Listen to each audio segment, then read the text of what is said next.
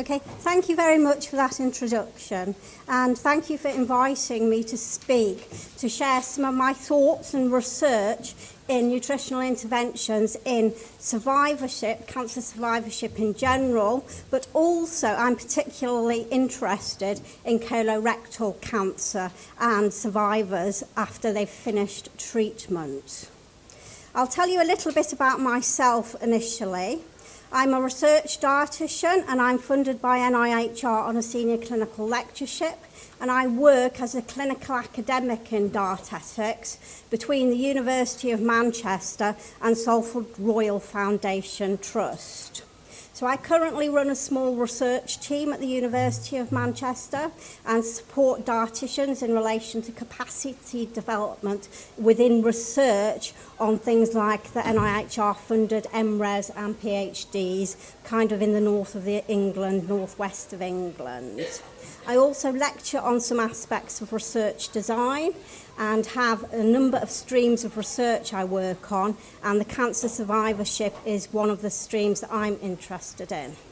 Now, I work in cancer survivorship and research because I was very interested as a dietitian many years ago about nutritional support in colorectal cancer, and started off at the beginning of the care pathway, looking at the nutritional status of colorectal cancer patients and oral sick feeding in pre-op patients. However, when I was doing qualitative interviews with these patients, they told me some very interesting things, which is why my research has developed along the care pathway with colorectal cancer and looking at nutrition in survivorship.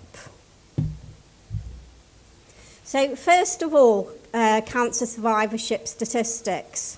These statistics are from Madden, and they were published in the British Journal of Cancer some time ago. And we're actually saying that in 2010, when the research was being done, there was about 2 million cancer survivors in the UK.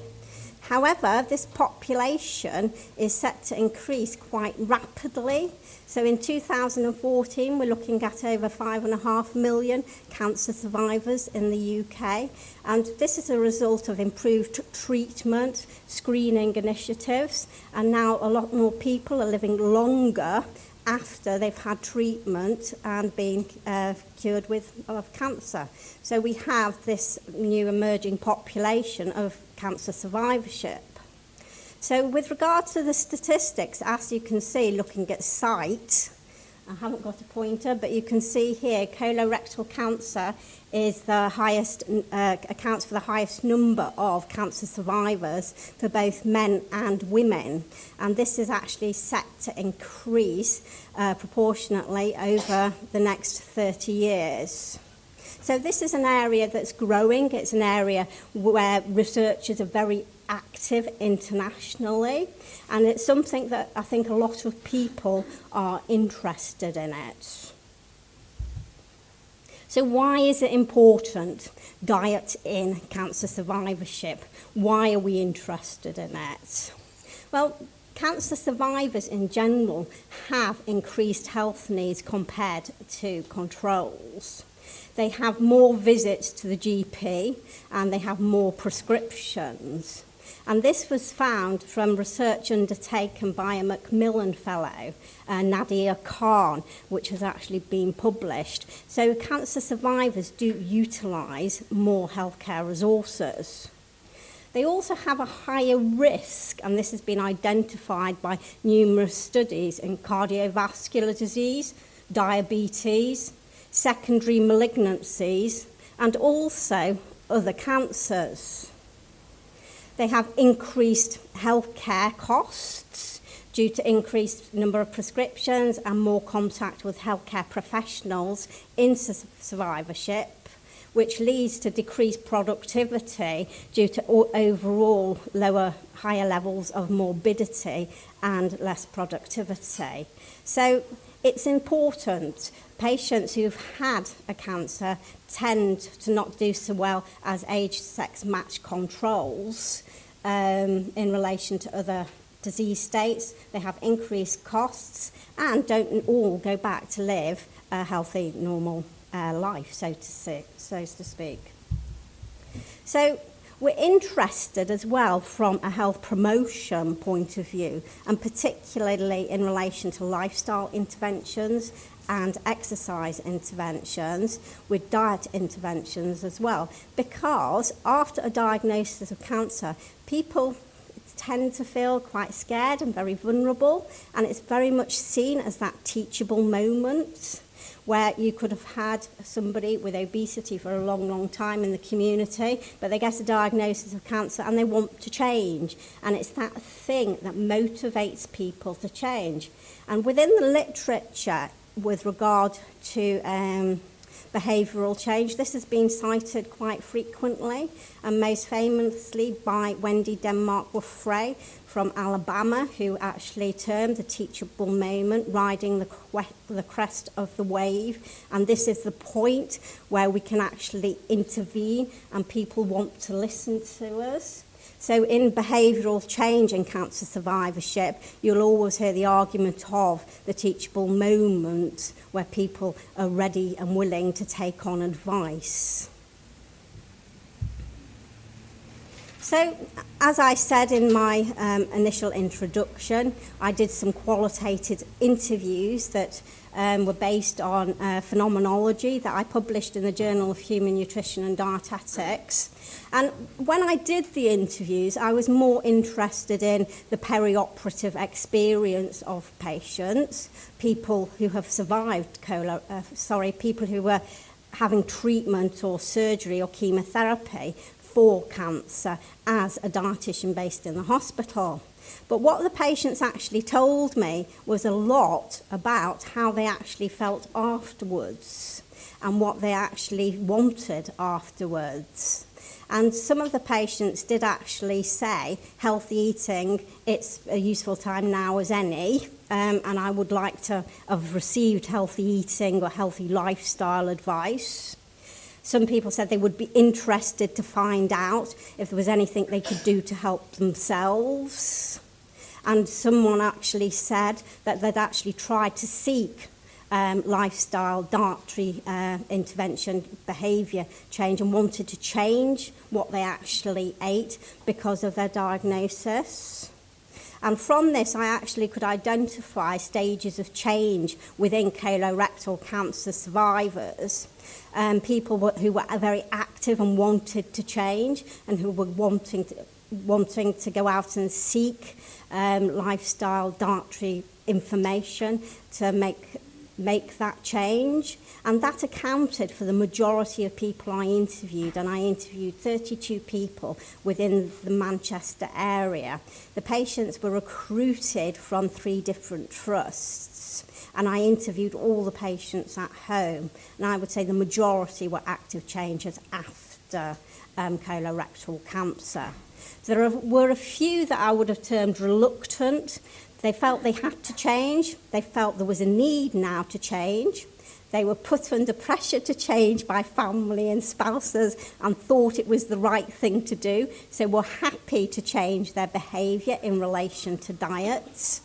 The reluctant changers, and the 1 or 2 that were just completely resistant, that thought it was down to pollution and the environment and had nothing to do with what they were actually doing, and they didn't want to change their behaviour. But I think out of all the interviews, it was a couple of patients that were kind of very set in their ways, and they didn't want to change what they were doing after treatment for colorectal cancer. So I would say from those results, 25 out of 32 people I actually interviewed who had survived colorectal cancer and gone through surgery, radiotherapy, and chemotherapy actually had started making changes to their diet. It's actually quite powerful when patients tell you, I don't actually know what to do. It's in the media. Sometimes it was red meat. Then does burnt toast cause risk? People are searching for information. So it comes back to this teachable moment in cancer survivorship, which is the ideal opportunity to give information. So just to refresh your mind of what are the dietary recommendations in cancer survivorship. These are taken from the World Cancer Research Fund. And I'm sure most people know, but just to jog your mind, these are actually just taken from one of their leaflets. It's be a healthy weight, move more, avoid high-calorie foods and sugary drinks, eat more grains and fruit and vegetables, limit red meat and processed meat, don't drink alcohol, eat less salt, don't rely on supplements, breastfeed, and also check with your healthcare professional. So these were taken from the website of the World Cancer Research Fund, and I'm sure most people in this room are actually aware of them. But just to kind of jog your memory of what we'll go on to talk about later, I'll go on to talk about later on. So what I'm going to talk about now is some of the research I've actually done. From the interviews I did with colorectal cancer patients, one of the things they said was when I asked them, well, how do you want the information? How would you like it? They all came back to me and said, written information. Well, we know from a behavioural change perspective, giving somebody a leaflet doesn't really work. So I didn't feel I could kind of carry on down that avenue and had to really explore it a little bit more, because just giving somebody a leaflet isn't sufficient necessarily to make behavioural changes with cancer survivors. So I opted to do some discrete choice experiments. Discrete choice experiments are a way to ask people what service or what service provision they would actually want. It's a research methodology that's taken from health economics, and it actually sets up different situations with attributes and then levels within those attributes. So you design a questionnaire. So the box on the slide will show 4 different situations, and it will show the attributes. So it will, how do you want to receive the information? Do you want the information via telephone, individual, group, or internet? It also asks people where they want to receive the information. Do you want it in your home? Do you want it at your GP surgery? Do you want it in hospital? And who do you want to give that information? Is it your colorectal nurse? Is it a general nurse? Is it a dietitian? Now, because in health economics, everything needs to have an intrinsic value, what you get from this experiment that you run is willingness to pay. And so there's a cost attributed to it, so there's a numerical value, which in our healthcare system is somewhat hypothetical, but you have to ask people to put a value which is quantifiable to what option they actually want. So there is an indirect cost that people actually say, well, how much would you be willing to pay for this service? And people had to say, did they want, what was their best option and what was their worst? So it's best, worst discrete choice experiments because it gives a lot of data. So the questionnaire that gets sent out to people has 12 of these scenarios. So they have a questionnaire with 12 boxes like this on, which is designed by a computer that gives every variation possible with different costs. We exclude things which aren't possible. So, for example, you can't have internet a service delivered via internet at a hospital. It has to be in your own home. So where it wouldn't make sense, we were able to exclude those particular scenarios. So patients get 12 of these boxes to fill in, plus some questions regarding their personal characteristics. We were interested in gender, age. We were interested in income, employment status. And also, we asked patients to rate them according to the recommendations that I previously showed you with regard to the points they're on diet. So we had a scoring system of how well people felt they already adhered to the cancer survivorship recommendations. So how well did they think they were doing from a self-assessment. This survey went out nationally, and different hospitals could opt in. And the hospitals that actually opted in to run the survey had to provide a research nurse to manage the questionnaires from their sites. So we had 10 hospitals altogether that actually opted in, and we then put the limit on it and didn't accept any more. And actually 8 hospitals within the UK actually sent out questionnaires for us. From the questionnaires that were sent out, in total we sent out 290 questionnaires from national centres, including Bristol, Fleetwood, Salford, Wythenshawe in Manchester. There was a hospital down in Cornwall. So it was any hospital nationally was could actually opt in. We had Basildon as well, some places where they wanted to pick up on the study with their patient groups. So from 290 questionnaires we actually sent out, we had 190 that were returned, and from those 190 that were returned, we analysed 179 questionnaires. So the research nurses in each of the centre would give out the questionnaires to the patients, and then the patients would send the questionnaires back to the university where we would actually analyse them and input the data and things. Once we'd actually received a questionnaire, we assumed the patients actually consented. They were given an information sheet and just the questionnaire. So you're probably thinking this is actually quite complicated for patients to do. But patients actually said, kind of 49% of patients, when we asked them that question, did they find the completion of the scenarios easy or hard? 49% said it was fine. They found it fairly easy. We had 4% of patient questionnaires returned where people felt it was difficult. But in some centres, we did have research nurses explaining the whole process of discrete choice experiments to the patients. So what did we find? So the results were really interesting, because if you look at the first set of figures of predictors of best scenarios and look at WTP, which is willingness to pay, what you'll actually see is in relation to mode of delivery, patients responded and said they liked one-to-one individual discussions. That was their preferred option. They didn't mind telephone so much, but they certainly didn't like group discussions, and they didn't really like the internet or email. With regard to location, what they actually liked was GP or hospital.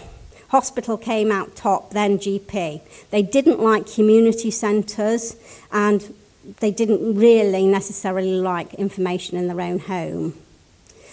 With regard to providers, they liked bowel cancer nurses and dietitians, and they didn't want advice from general nurses from GP practices. So when we go to the next column on this of willingness to pay with predictors of worst scenarios, we get a little bit of a different feel. With individual discussions, the people who completed this questionnaire agreed with the best choice. But we have somewhat contradictory results with regard to the telephone, email and group discussion. With group discussion and telephone not really agreeing, because you'd expect to get the opposite in the worst than what you actually got for the best. So it gets a bit more interesting, this data, because then when you go to location, you get 2 points on location where they're agreeing with the worst option on the discrete choice experiment, but actually contradicting themselves on the place and also in relation to own home. They agree on the provider. So bowel cancer nurse and dietitians find they definitely don't want general nurses giving advice. So this kind of gives us some dilemma in what to do with this data then, because there's obviously heterogeneity within the whole population because people aren't saying the same thing. So he went on to actually explore that, which is accounting for the contradictions in the best-worst modelling. Because we asked people the characteristics, we could actually use those characteristics to start getting groups within the actual colorectal cancer survivor population. And there was 3 groups that came out quite significantly in the analysis. Group 1 were the technophiles, and they actually liked email, and they were willing to pay £239.60 to receive information via email. They actually wanted the information delivered at home or in the GP surgery. And again, it was bowel cancer nurse or dietitian. And from the information at the bottom of that chart, you can see age, male and female. So the things that are driving that is age. So it was younger people and also people who had more of the health recommendations that we asked them based on the World Health Cancer Research points from diet. So this group we called them the technophiles, and it accounted for 44% of our colorectal population. And this is kind of how they preferred services with regard to dietary intervention to be delivered. Our next group were the one-to-ones, and they preferred information in an individual session or via the telephone. They didn't want internet or email. They wanted information delivered locally and not at the hospital. And these people were predominantly older in relation to the characteristics. However, the next group, Group 3, were really interesting because they wanted person-centred advice, so they wanted something face-to-face. They liked group work or they liked individual discussions, so they wanted to talk. And they also wanted to go to the hospital, and they were willing to pay the most to actually visit the hospital. And again, the person providing was the same. However,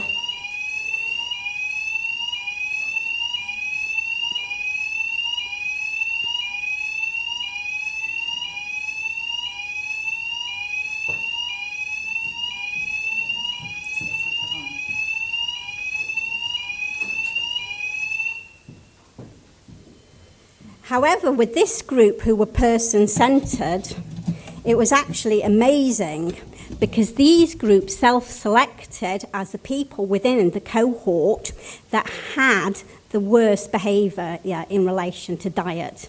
So these people were completely self-selecting. They wanted more intense face-to-face information on dietary interventions in survivorship. They were prepared to go to the hospital, and they had the fewer recommendations that they actually followed. So these were self-selecting high-risk people generally who weren't following any of the recommendations.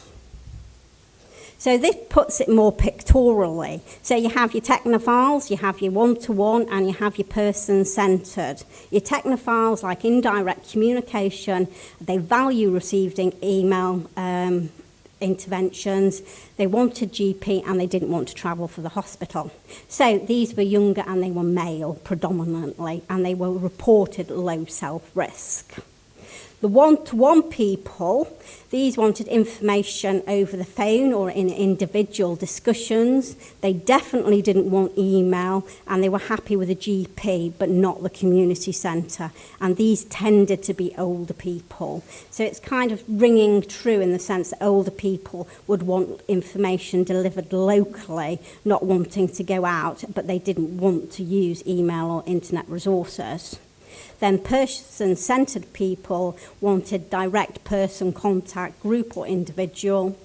They wanted it face-to-face. They definitely didn't want email and not telephone. And these were the high self-reporters, and they were predominantly female in relation to the characteristics. So from this work, the discrete choice experiments, what we're actually saying, or what's coming out, is it's different strokes for different folks. We think of people with colorectal cancer who have survived cancer all being one population. But when we actually ask for those preferences, what we get is very specific interventions that people would actually want from the discrete choice experiments.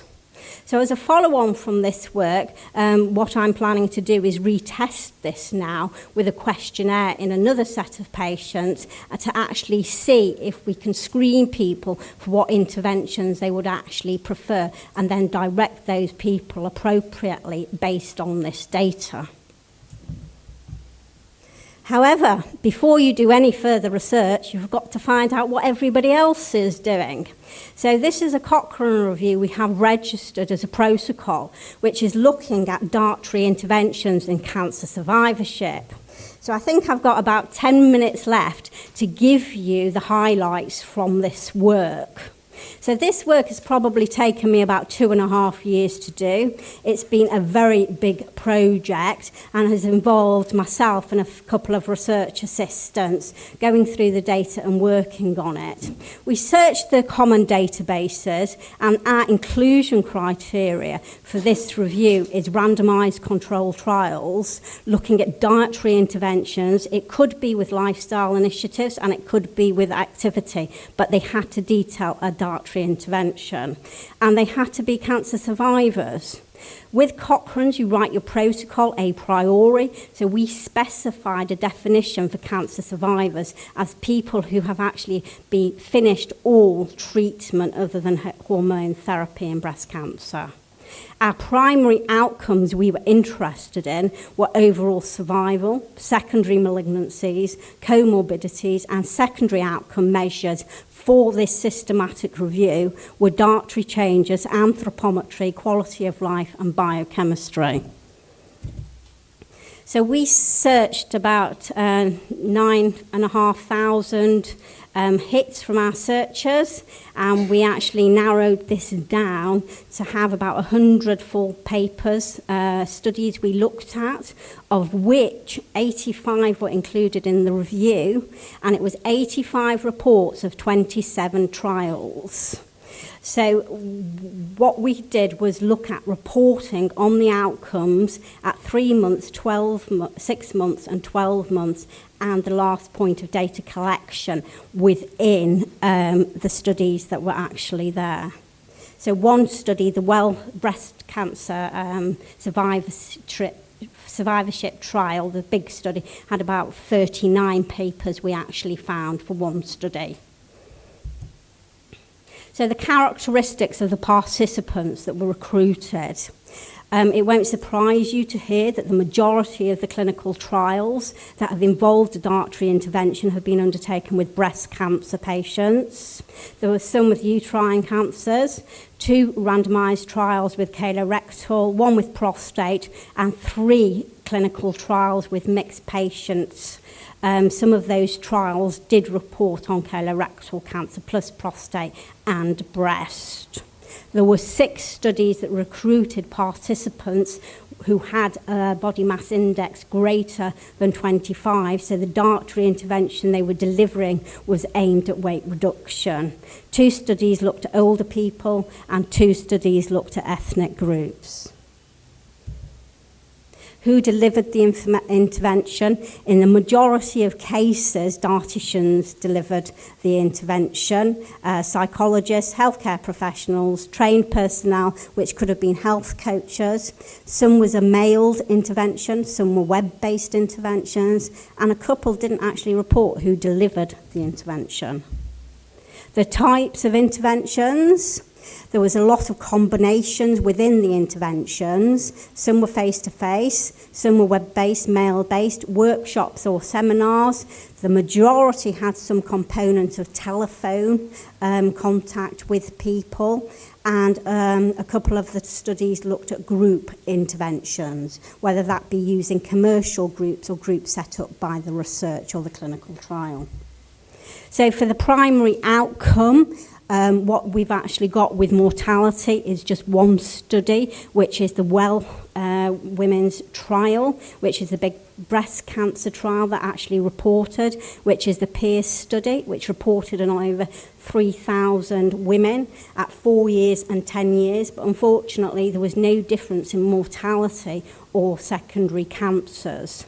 Here we're looking at the diamond to favour the intervention on dietary interventions, and the square on the forest plot is going to signify the number of participants in the study, and we want confidence intervals not to cross 0. So if we look at dietary interventions versus usual care on calories, what you'll get here is the green and yellow squares, which is looking at the risk of bias. So the risk of bias is looking at the quality of those studies. And we can see some high quality studies that have looked at calorie intake, but only a couple at 12 months have actually shown a difference. There was 2 studies at 3 months showing the individual trials actually showed a positive intervention, but they didn't cumulatively because the confidence intervals crossed 0. At 6 months, we had 3 positive trials, but this is actually driven by the big Pierce trial that is actually indicating there was no difference within groups. And then at 12 months, again, there was no difference in energy in calories. Because not all these studies actually promoted reduction in calories, I did do a subgroup analysis on 2 of the studies here that gave weight reducing advice. But unfortunately, again, there was no difference at 6 months or 12 months in those studies. However, the picture gets a bit better with dietary intervention versus usual care with fruit and vegetable servings. At 3 months, there wasn't any difference, but at 6 months, they're starting to show a difference, and then a difference down at 12 months. Due to the heterogeneity within the cancer groups, for vegetables I split it. So with breast cancer, there was a difference actually demonstrated within the research showing an increase in vegetables with dietary intervention, but with the uterine endometrial cancer study, there wasn't, so there's a cancer difference. Fruit and vegetables generally, you can actually see from that forest plot where we're plotting a lot of the data, and we have a few studies at 12 months that is actually showing that dietary intervention and cancer survivorship does increase fruit and vegetable intake. Particularly, there's a trend for a better result the longer people have been having the intervention and reporting on it. So sustained change at 12 months. We can also look at studies that have incorporated a diet quality index, and when the studies have looked at diet quality, we've got some very high quality studies. One study's got 4 greens there on the Cochrane risk of bias scale, which is indicating good quality. One study's got 3 and the other study has got 2, which is still reasonably good quality. We're actually seeing diet quality index is actually improved by dietary intervention and cancer survivors. When we go on to look at weight, when we look at weight generally, we have very mixed results from the studies. But weight as an outcome in clinical trials is very difficult to interpret. So we don't necessarily have a significant difference when we look at weight in isolation from numerous studies that could be incorporated in the meta-analysis. At 12 months, there's not really showing any difference. And again, this is driven by the big 3,000 women study with breast cancer. In 3 months, you are seeing a lot of the studies are favouring 3 months, and it's just crossing 0, so it's not a significant difference. But in hindsight, there's only 250 patients in those studies altogether. So it's a lot of small studies that are clustered that are reporting. The biggest studies that are reporting at 6 months and 12 months aren't necessarily showing a difference. However, when you look at BMI, we get a completely different picture. And when we look at weight divided by height squared at 12 months, what we're getting in about 800 patients, participants, and the Wendy Denmark-Wafray research is predominantly the two studies there, 206 and 207, are mixed cancer groups. The 214 one is the Dames trial, which is breast cancer. So we are getting a difference in body mass index, which is favouring dietary intervention and cancer survivorship. We're seeing it at 3 months. Not so much because of the study at 6 months, but this is being reiterated at 12 months after intervention. When we look at quality of life, there was a lot of quality of life measures actually recorded, but I'm just presenting the highlights of this review today. We've got SF36, which is looking at mean change in physical domain, and at 12 months you're actually seeing people who are having dietary intervention are actually reporting a higher level of quality of life in a physical domain. So the SF36 is a quality of life questionnaire, if you're not familiar with it, and it has a scale of 1 to 100, and the higher the score, the better. So the dietary intervention is on the right. So it's favouring it. There was a very mixed picture with the mental domain with a SF36, so I've split this up into cancers because of the high level of heterogeneity within the analysis, and what we can see is different cancers behave differently with regard to the mental domain on the SF36. So the breast cancer isn't really showing any difference. The colorectal cancer in the Hawke study, again, isn't showing much difference, but the Maury study at 12 months is showing a difference in relation to quality of life on the mental domain. So, to conclude, there's lots of good evidence available now to support dietary interventions in cancer survivorships. There's definitely evidence on energy intake from body mass index results. Fruit and vegetables are showing a positive effect. A lot of the studies are short-term, other than the big trial on breast cancer that has 10 years data and has reported at 4 years and 10 years. Limited long-term data. There's a very high concentration internationally on breast cancer, not on colorectal. There was only 2 clinical trials that I actually found on colorectal, but our inclusion criteria did actually not allow us to include the Anderson study from Scotland, Aberdeen, which was an extremely good study. But what they did in their study is they recruited on screening. So they didn't actually recruit bowel cancer survivors, although the intervention they actually gave patients would have carried on into survivorship. Unfortunately, we had to exclude that because our protocol was a priori on following the Cochrane guidance, which is a shame because that had some very good data on it. Limited in gynecological, prostate, colorectal, and definitely limited studies in the UK.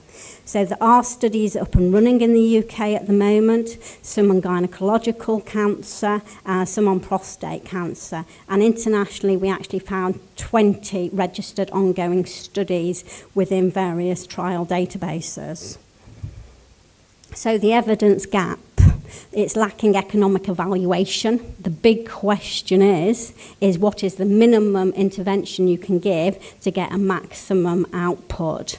Cheryl Rock from the States has done some work on this, and the evidence suggests that the more intervention you give people, the bigger effect size you actually get in clinical trials, which isn't really surprising. But what we need to be able to do is have some economic evaluations with dietary interventions in survivorship. UK studies, there's a couple, but the women's gynecological one, which is run from a centre in London, and they've got some money in Southampton to look at a web-based service for cancer survivors down in Southampton, but that's with all cancers, not specific cancers. There's a lot of work on breast cancer and prevention, but limited in colorectal. So we need more research in other cancer sites, and we need more long-term studies. So we need to be able to follow the patients up at 10 years, 15 years, and actually see if dietary intervention makes a big difference to overall mortality, secondary cancers, and supports evidence from epidemiological studies that does say that if you follow dietary recommendations, it does actually increase overall survival when it's being done on hazard ratios. And I think the EPIC trial has had some amazing data that has actually demonstrated that. So thank you for listening. That's it. Thank you.